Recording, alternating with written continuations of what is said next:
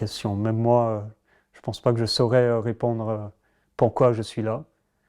Mais je pense que c'est une réponse à un appel.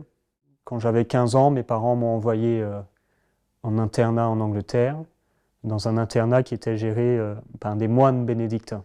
Donc on voyait voilà, ces moines un peu autour de l'école. J'avais notamment un professeur qui était moine. Et un soir, je me suis demandé un peu dans ma chambre seule, mais qu'est-ce que ça fait d'être prêtre ou quelqu'un qui, comme ces moines-là, qui donne leur vie à Dieu. Et j'ai commencé à pleurer. Et un premier sentiment que j'ai eu, c'est ce sentiment d'amour, de Dieu qui m'aimait de tout son cœur.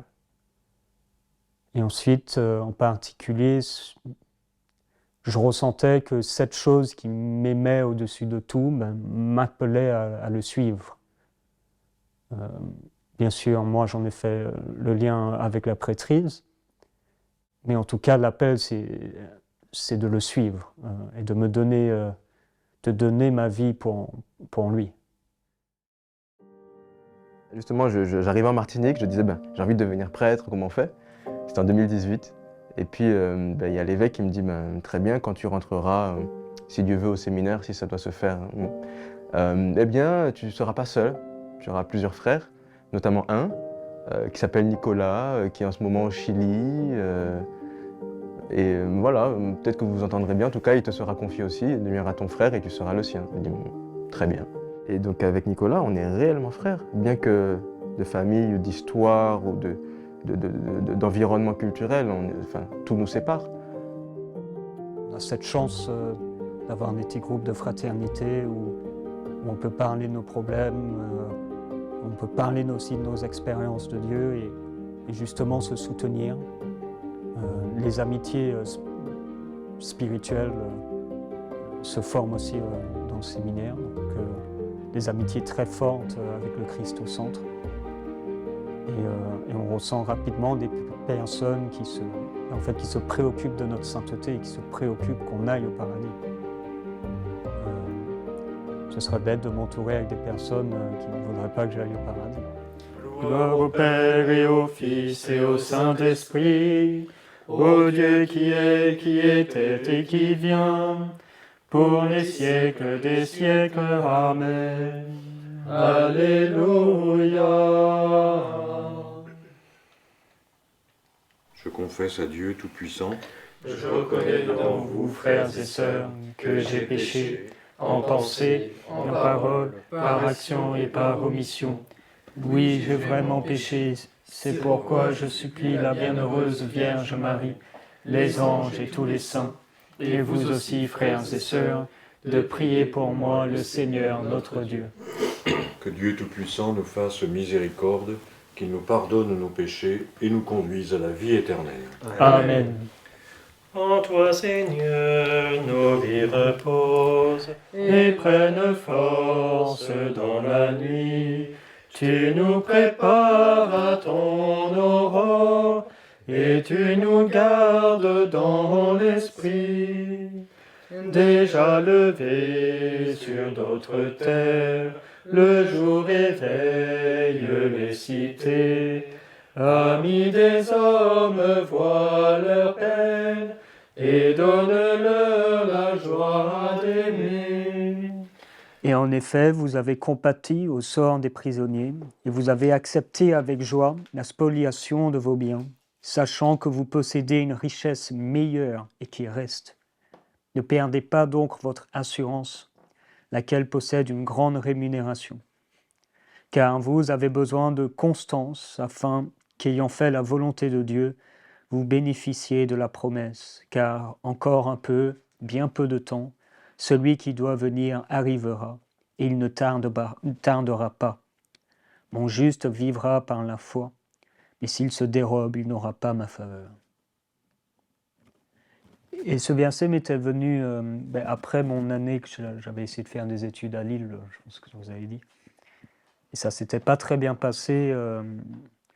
J'avais vécu un grand combat spirituel. Et ouais, je menais une vie, on va dire, un peu dans la débauche. Je sortais beaucoup le soir, j'allais pas en cours, je buvais beaucoup. Madame peut en témoigner. Je peux effectivement en témoigner. Parce on était à Lille en même temps. Et du coup, ce passage, il m'avait beaucoup marqué parce qu'il m'avait un peu, comme si Dieu me disait, mais je sais que c'est difficile, c'est chaud, c'est dur, et que tu souffres d'une certaine manière, parce que c'est une sorte de souffrance au combat spirituel, je pense qu'on peut tous témoigner ça. Et Dieu qui me dit, mais tu as quelque chose, voilà, je t'ai fait montrer à quoi tu peux arriver, qui est cette pierre précieuse, et ne perds pas cet objectif-là. Et moi, ça m'avait beaucoup consolé, ça m'avait donné beaucoup d'espérance. La vie au séminaire est rythmée par la liturgie des heures, c'est la prière de l'église, à laquelle nous-mêmes on est initiés. Donc on a la prière des laudes le matin, on a la prière du milieu du jour, on a les vêpres, en fin d'après-midi, on a la prière des complis avant d'aller se coucher.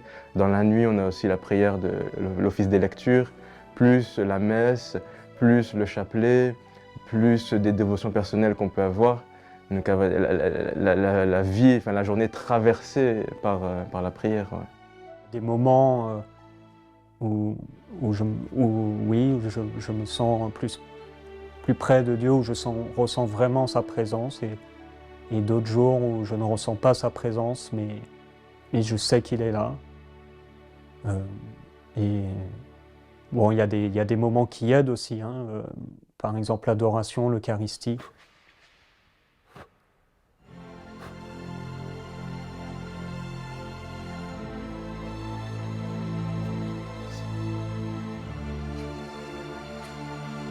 Je prépare les objets liturgiques à la Sainte Messe. Nous avons des calices spéciaux pour la solennité de demain.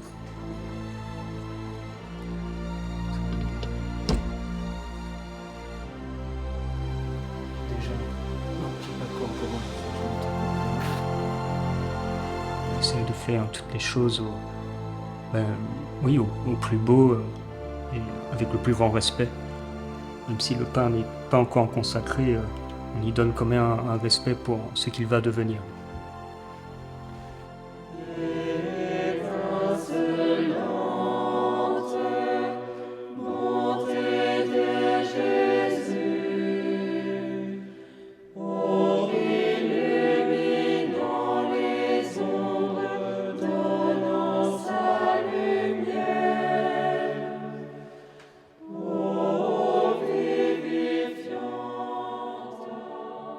Les personnes peuvent penser que je me donne autant de contraintes dans ma vie de tous les jours pour cela, mais au final, je crois que je ne me suis jamais senti aussi libre et en paix.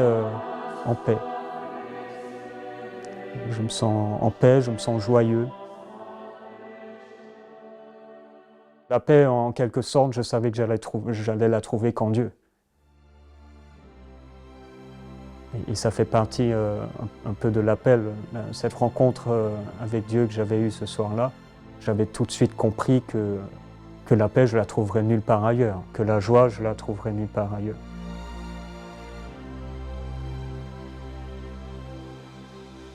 Saint Thomas qui a montré que ce que Dieu fait, il ne fait pas à la place de l'homme. Il permet à l'homme de faire bien les choses. La grâce permet à l'homme de faire libre, y compris les actes libres. Les actes libres, Dieu permet à l'homme d'user droitement de sa liberté. Ce que nous faisons, c'est toi qui le fais en nous. Saint Thomas se réfère tout le temps à Isaïe. Tout ce que nous faisons, c'est toi qui le fais en nous. On a les mêmes profs parfois un peu qui nous endorment un peu, parfois plus qui nous aident à mieux suivre. Et puis il y a des devoirs écrits à faire qui sont très épanouissants. Voilà. Enfin, voilà, il y a la réalité étudiante. On s'endort en cours, il y en a qui lancent des boulettes, il y a les partiels, voilà. Semaine pro. Semaine pro. Ouais, juste après les vacances. Vous êtes prêts ou pas pour les partiels? Non, Pas encore, mais il y a les révisions. il y a la grâce de Dieu. La miséricorde divine. Le temps de marcher à l'école nous donne le temps tout juste de faire un chapelet. Donc voilà, ça nous arrive d'en faire un petit en retournant des cours avant le déjeuner. Je vous salue Marie, pleine de grâce, le Seigneur est avec vous. Vous êtes bénie entre toutes les femmes et Jésus, le fruit de vos entrailles, est béni. Ça me peut faire autre chose que de parler et dire des bêtises avec les amis. C'est gratifiant et ça prouve qu'on a tous le même objectif et aussi c'est l'entraide, on s'aide à prier. Donc, il y a cette entraide dans la prière aussi. Ouais.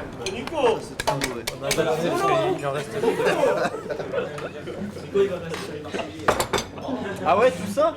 Il va passer sur les Marseillais. Oh, t'as la dalle. Ça me rappelle beaucoup l'internat en Angleterre. La même ambiance dans les maisons et tout. Très fraternel. Oh, vous faisiez des dingueries un peu aussi en internat? J'ai l'impression d'en faire plus ici qu'à l'internat.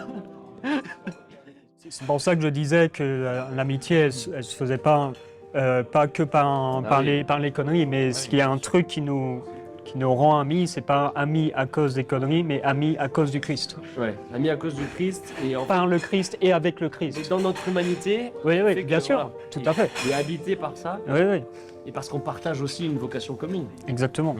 Et qu'en fait, c'est vrai qu'on se comprend dans nos combats, on se comprend dans ce qu'on vit aussi parce qu'on les partage et qu'on sait qu'on a quelque part un peu les mêmes. Moi, je pense que c'est hyper formateur et important de passer par un séminaire avant d'être prêtre parce que sinon, en fait, c'est le lieu aussi où on apprend à vivre avec les autres, on apprend à connaître l'autre et si on ne les connaît pas, on ne pourra jamais les servir, quoi. Donc, C'est ça. Et même sans devenir prêtre, je trouve que c'est clair. c'est une expérience de vie absolument incroyable qu'on devienne prêtre ou pas, restera avec nous toute notre vie, je pense. La vie en communauté, c'est pas la fuite de la solitude. Non, Parce qu'en fait, quand on prie, quand on a quand même nos chambres, on est quand même seul plusieurs fois par jour, quoi. oui.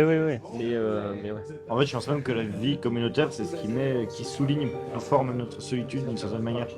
Parce que même si ce qu'on disait, on est là pour se soutenir, on est plusieurs, etc., il y a quand même des grands lieux, enfin, un peu le blues du dimanche soir, on l'a tous, quoi. Il y a un peu des grands lieux de solitude que la vie fraternelle souligne un peu. Et de temps en temps, ce genre de choses-là nous donne envie d'être seul. Parce que... et on partage vraiment ce qu'on a sur le cœur, ce qu'on vit, ce qu'on ressent. Il y a des témoignages aussi de la rencontre du Christ, par exemple. Et toutes ces petites choses-là, pour moi, je trouve ça magnifique, en fait, de voir mon frère témoigner de Dieu qui est actif dans sa vie, c'est me dire ouais, je suis pas seul, quoi, trop bien. Et aussi d'être avec des frères et d'avoir des missions en commun, des travaux en commun, notamment par exemple, je sais pas, avec un confrère Xavier, on tient une aumônerie et pouvoir évangéliser et partager l'amour qu'on a pour Dieu ensemble à d'autres personnes, c'est magnifique. Ouais. Il y a les grands événements, où, Ouais. du coup la joie ressort de manière particulière et on voit qu'on la partage. Et moi j'aime beaucoup aussi même les temps hyper simples de discussion plus profondes. Tu vois, quand on a l'occasion de marcher, quand on va à la Cato, Ouais. c'est souvent des temps où on discute ou en fait plus gratuitement, quoi. C'est ça. Et là on voit qu'on partage beaucoup de choses et qu'on s'aime aussi vachement, quoi. Ouais. Je pense que parmi les temps les plus riches, justement, c'est justement ces moments qui sont pas institutionnalisés. Ouais, En fait, il y en a ouais. peu des temps Souvent institutionnalisés. gratuit, ouais.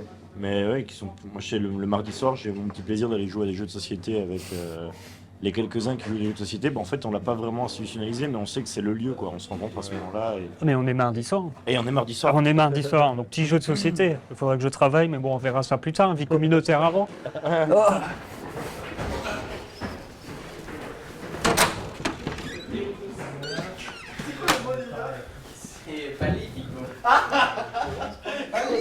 Alors, on joue à quoi? Bonsoir. Attends, donne-moi le bois en même temps. Voilà. Moi je les connais. Donc j'active. Ça permet d'avoir en main 2 ressources T'as de plus. l'ouverture sur la mer, t'as une ville. J'ai l'ouverture sur la mer. j'ai rien du tout. Allez, c'est 6, Nicolas qui un peut bois. faire, Tranquillou, Lolo. je suis bien. T'as eu du cul. Ah, oui. Je gagne un point katane. Oui.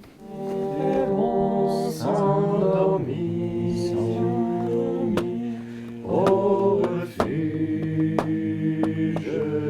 le soir, près du feu qui s'éteint, au pays des Isards. Je sais dans la montagne un refuge perdu, entouré d'un soleil de sapins chevelus. C'est de suivre, c'est de suivre de mauvais chemins, un peu comme, je sais pas, comme une eau. Voilà, une eau qui est en surface et qui cherche l'infractuosité par laquelle elle pourra s'écouler. Et voilà, toute ma vie, je cherchais Jésus, mais j'ai constamment cherché au mauvais endroit. Ce qui m'a mené au séminaire, c'est que, enfin, voilà, comme l'eau qui enfin trouve la faille, ou le plongeur là, qui fait de l'apnée, qui arrive en surface, et moi, c'était évident que c'était vers Jésus, c'était vers l'église.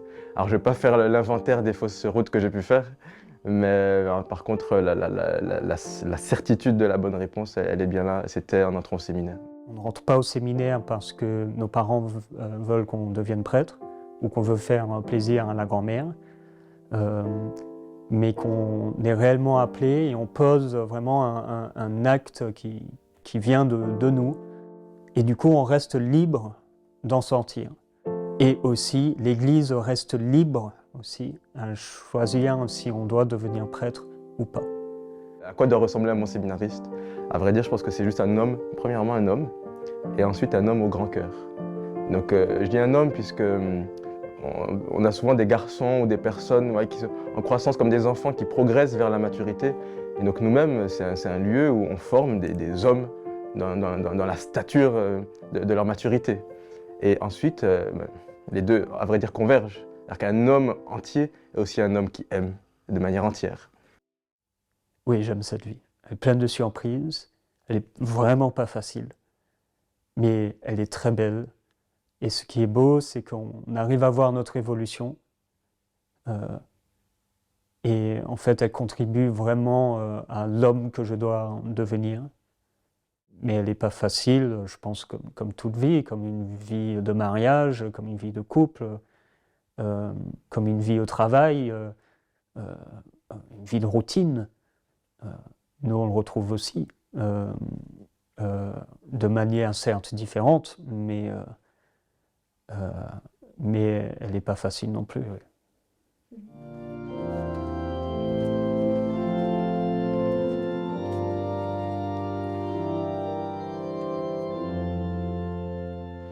Dieu a préparé la demeure qui accueillerait son Fils pour le donner au monde.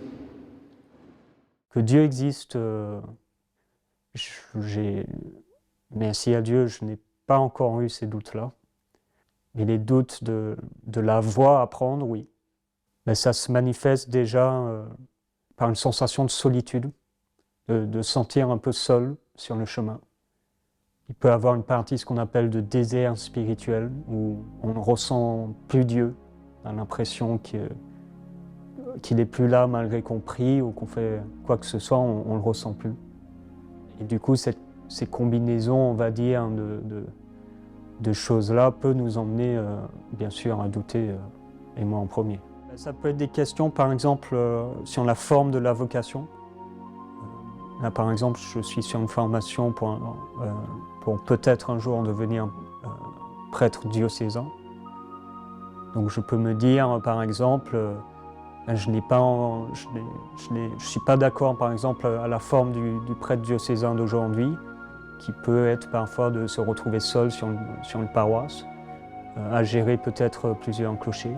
Peut-être que je me dirais, bien, je doute sur cette forme-là, donc peut-être que je serais mieux en communauté ou en religieux. Ça peut varier sur plusieurs choses. Alors ça ne veut pas dire que c'est des doutes forcément malsains. Ça peut être justement des questions, des doutes qui sont sains pour la vocation. Ce qui me préoccupe vraiment, c'est pas la forme, même si elle préoccupe tout homme naturellement, c'est pas la forme de la prêtrise, mais c'est plutôt est-ce que je vais réussir à faire la volonté de Dieu? Et est-ce que je vais réussir à le faire bien? C'est rarement un doute par rapport à l'appel, mais plutôt un doute par rapport à ma capacité à répondre à l'appel. Puisque l'appel de Dieu est immense. Hein. Ce que Dieu nous appelle à vivre est immense. Et on voit mal comment on peut y arriver, en fait. Donc c'est pas exactement un doute, mais c'est plus une interrogation du style de Marie, mais comment cela se fera-t-il? Tu m'appelles, mais je vois pas bien comment il est possible de répondre à cet appel. Il y en a qui connaissent pas du tout, qui n'ont jamais entendu ou pas? C'est celui de l'Emmanuel. Chemin de vérité, oh viens Seigneur, viens nous sauver. Est-ce que ça va vous aider si on le met en partition? Est-ce que pour certains de le faire? Tu peux laisser ton serviteur s'en aller, en paix selon ta parole. Car mes yeux ont vu le salut, que tu préparais à la face des peuples, lumière qui se révèle aux nations. La prière, enfin même de chanter en dehors des paroles qui nous instruisent sur la foi, donc il y a plein de raisons de prier en chantant, mais il y a une espèce de gratuité. Ce qui est marrant, c'est qu'on n'est pas obligé en fait. Parce que moi je disais, je ne suis pas obligé donc je ne le fais pas. Et aujourd'hui je me dis, mais précisément en fait, enfin, je ne suis pas obligé de le faire, mais presque raison de plus pour le faire, parce que c'est gratuit du coup. Un peu comme un geste d'amour. Mais pourquoi, je sais pas, je rentre du travail, puis je rentre, voilà, imaginons qu'il y ait ma femme qui soit là, puis je rentre, je sais pas, elle a fait mon plat préféré, elle a changé, je sais pas, elle a décoré toute la maison, elle-même, elle s'est mise sur son 31. Je dis, mais pourquoi c'est l'anniversaire de personne, il n'y a pas de fête, il n'y a aucune raison. Elle me dit, oui, mais je t'aime. Quand même. Et donc c'est gratuit, il n'y a aucune raison. En vrai, on pourrait prier sans chanter, mais justement c'est beau. Et comme Dieu, c'est un peu comme une espèce d'élan, ben vas-y, Dieu lui, il ne sait rien épargner pour nous. Ben moi non plus en fait, je ne vais pas m'épargner pour Dieu. Vas-y, je chante. Pour toi, chanter, c'est une déclaration d'amour à Dieu. Mais tellement. En plus, t'es nu, hein. Enfin, quand tu chantes, quand tu parles, tu peux essayer de faire une voix grave et tout. Non, quand tu chantes, t'es nu. Et là, je pense au chant grégorien que je connaissais pas du tout avant d'entrer au séminaire. Le chant latin, et il y a un chant qui fait Vexilla regis prodeunt. Vexilla regis prodeunt, fulge crucis mysterium, quod carne carnis salvitor suspensus extra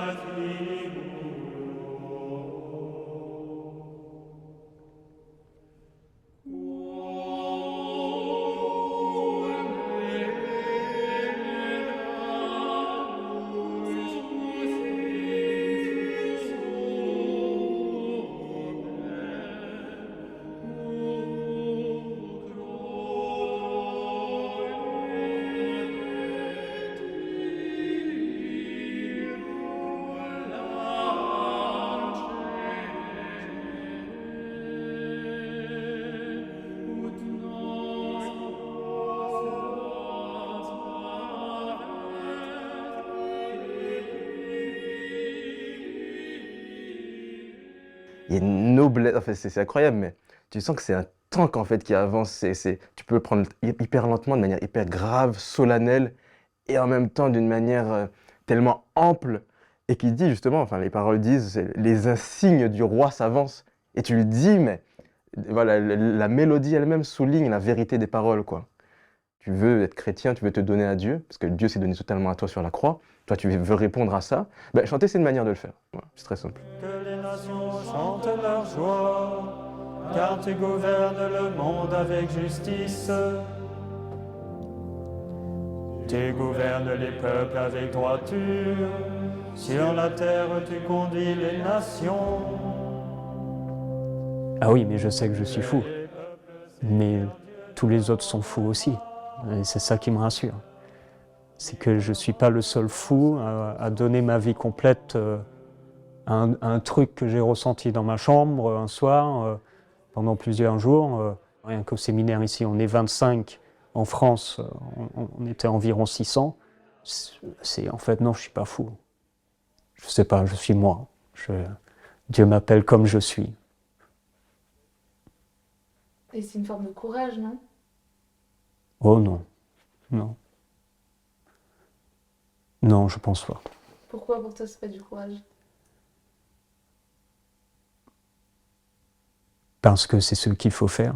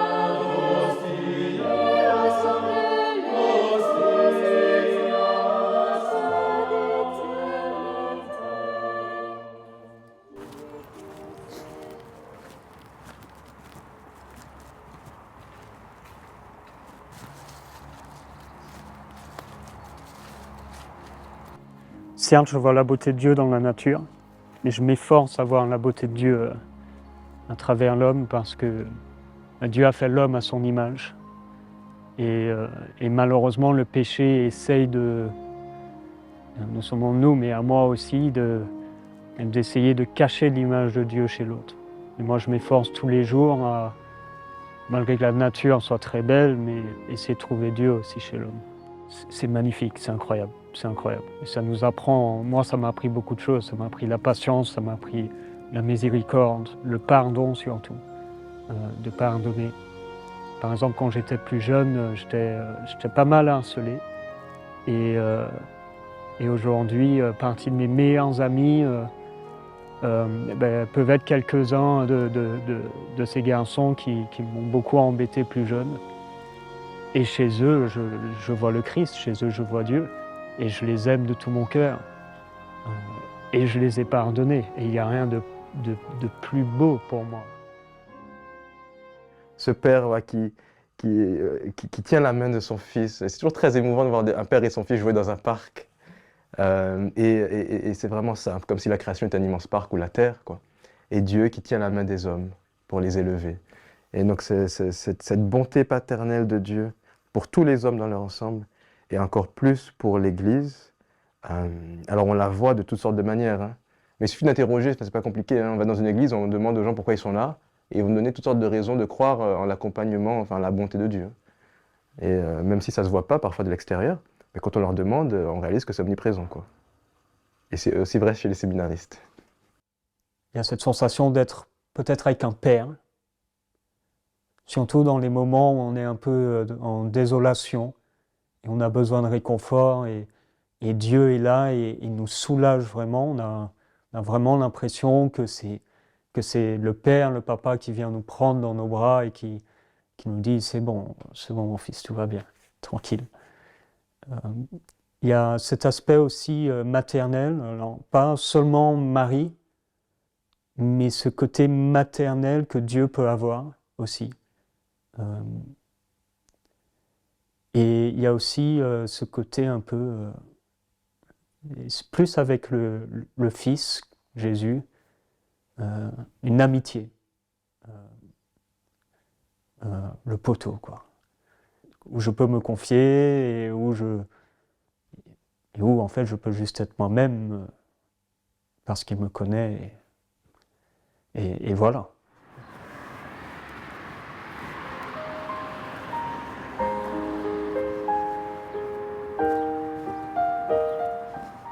Alors aujourd'hui, je viens d'arriver sur la paroisse, je suis préparé pour la messe. Et 3 week-ends sur 4, séminaristes, on est en insertion en paroisse le week-end. Donc on va sur une paroisse, on aide le prêtre, on a certaines responsabilités aussi. Admirable grandeur, étonnante bonté du maître de l'univers qui s'humilie pour nous au point de se cacher dans une petite hostie de pain. Regardez l'humilité de Dieu, regardez l'humilité de Dieu, regardez l'humilité de Dieu et faites-lui l'hommage de vos cœurs. Faites-vous tout petit, vous aussi devant Dieu, pour être élevé par lui. Ne gardez rien pour vous, offrez-vous tout entier à ce Dieu qui se donne à vous. Regardez l'humilité de Dieu, regardez l'humilité de Dieu, regardez l'humilité de Dieu. Tous ces séminaristes, j'aimerais mieux qu'ils ne soient pas là parce que ça me rappelle que j'aurais peut-être pu devenir séminariste moi aussi. Non, on est très contents, non, sérieusement. C'est l'espoir. Surtout aujourd'hui, on a besoin de séminaristes, ça c'est sûr. Mais le pays a les séminaristes qu'il mérite. C'est comme le gouvernement. On a le gouvernement qu'on mérite. Donc, si on n'a pas de séminaristes, c'est parce qu'on ne prie pas assez. Voilà. Du sucre. Pour tenir la journée. Ah ouais. C'est dur ou pas le rythme du week-end? Ce qui est dur, c'est enchaîner le rythme du séminaire et le rythme de la paroisse. C'est ça qui est difficile. Et souvent, on pense qu'on peut se reposer en paroisse, et souvent, c'est pas le cas. Parce qu'il y a plein de choses à faire ou qu'on aimerait faire aussi. Donc, c'est difficile en général de se reposer ou de réviser en paroisse. Tu révises un peu toi quand même? Quand j'ai le temps. C'est le dessert, très bien. Ça, c'est le plat donc à mettre réchauffé. Parfait. Ils sont gâtés, ils ont du vin, fromage. On est très gâtés. On a été livré à Uber. Non. Alors, on a des paroissiennes très gentilles qui nous font le repas une fois par semaine le samedi.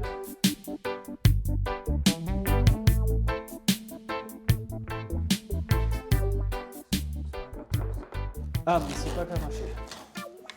Bénis le repas en ce lieu, ainsi soit-il. Merci mon père. C'est pas seulement devant les caméras, Nicolas est gentil. Ceux qui vont être prêtres peuvent se marier avant d'être ordonnés, mais une fois ordonnés, ils ne peuvent plus se marier. Chez les orthodoxes. Alors, dans les séminaires, ils organisaient des baumes. Alors là, c'est quand même extraordinaire. Bon, je ne vois pas au grand séminaire qu'on organise des baumes. Vous en pensez quoi? Vous pensez que c'est une bonne chose ou pas? D'être marié et être prêtre? Je ne sais pas, je n'ai pas expérimenté, mais je pense que ça rend moins disponible. Il faut quand même que tu t'occupes de ta femme et de tes gosses. Ça vous est jamais arrivé dans votre vie de rencontrer une femme qui vous a fait douter? Des femmes, je les rencontre, mais qui m'ont fait douter. Alors, ouais, j'avais peut-être 19 ans ou 20 ans, je n'étais pas encore rentré au séminaire. Et j'avais rencontré cette fille. Je pense que j'avais, comme on dit, un petit crush pour elle. Et je me disais, mince, qu'est-ce que je vais faire? Il y avait quelque chose qu'on faisait beaucoup, c'était ouvrir la Bible au hasard, pointer du doigt et lire quelque chose. Donc je me disais, Seigneur, réponds-moi. J'ouvre la Bible, je pointe du doigt, et je ne me souviens plus du verset exact, mais c'était quelque chose dans le genre, j'enlèverai de tes yeux tout le bonheur que tu as pour les femmes. Là, je me suis dit, c'est radical, voilà. Et c'est vrai que ça n'a pas été facile. C'est vrai que ça remet en question, ça remet en doute, mais d'une certaine manière, ça m'a forgé, ça m'a appris. Voilà, comment gérer mes émotions et à me préparer aussi, je pense, pour plus tard. Je constate que Dieu peut combler plus profondément tous mes désirs d'amour qu'aucune créature. Si on y réfléchit, c'est évident. On sait qu'une créature peut faire, le Créateur peut le faire dans l'excellence même. Mais il y a des moments où tu as un manque d'affection quand même. Sûrement, oui, ça arrive. Mais remarque, même en étant marié, on connaît toujours des manques d'affection. Hein. C'est assez étonnant d'ailleurs. Hein. Qui est comblé en amour? Enfin, faisons un sondage, demandons qui est comblé en amour, qu'il lève la main. Normalement, il n'y a personne qui lève la main en fait. Donc c'est pas une question de célibat ou de passer. C'est une question existentielle. Que l'amour que nous connaissons ici est voué à l'incomplétude, hors de Dieu en tout cas. C'était l'année dernière à Trinidad, on faisait un exercice sur le célibat et la chasteté avec les autres séminaristes. Et on voyait comment dire ça, les comportements malsains par rapport au célibat et à la chasteté. Et du coup, moi, ma question, la question qu'on nous a un peu posée, si vous quittez le séminaire, est-ce que vous allez chercher une fille avec qui avoir une copine et ensuite vous marier? Donc on a aussi exploré le don du célibat. Je pense que j'y suis appelé. Pour moi, le prêtre aujourd'hui, il n'est pas seulement appelé à devenir prêtre, on lui demande aussi à être appelé au célibat, que nous on considère un don de Dieu, qui est aussi une vocation, qui est une manière de montrer l'amour qu'on a non seulement pour Dieu, mais l'amour qu'on est prêt à donner pour les autres. Donc, bien sûr que c'est dur. Certaines personnes diraient que c'est même surnaturel, mais après ça reste un don, ça reste une grâce, et donc on a quand même un petit coup de pouce du Seigneur. Je pense que seul on n'y arriverait pas.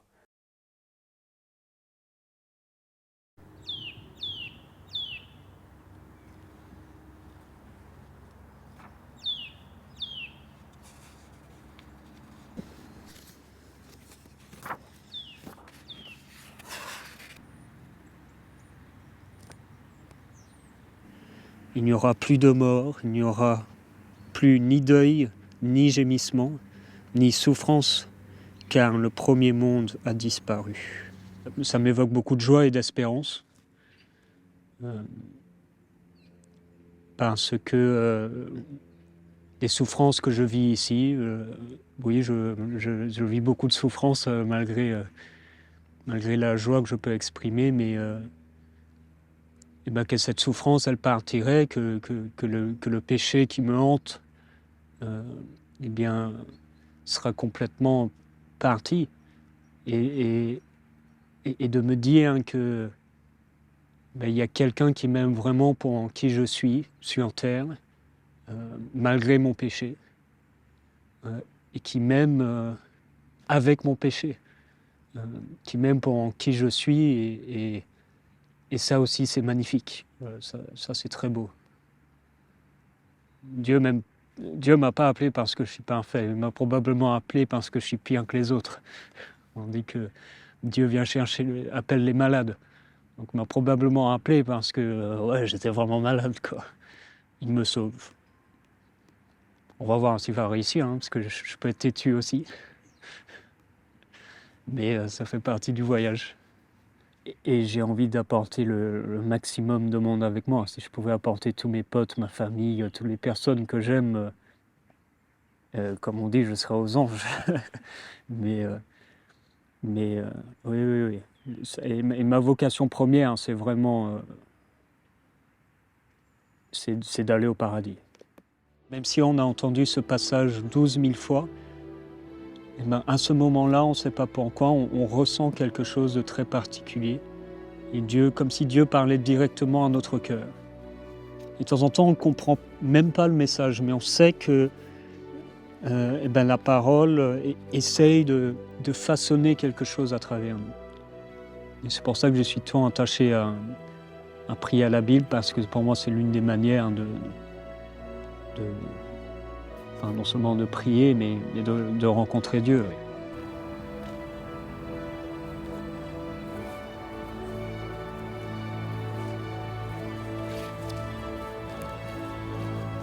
En une phrase, est-ce que tu peux me dire ce que ça veut dire donner sa vie?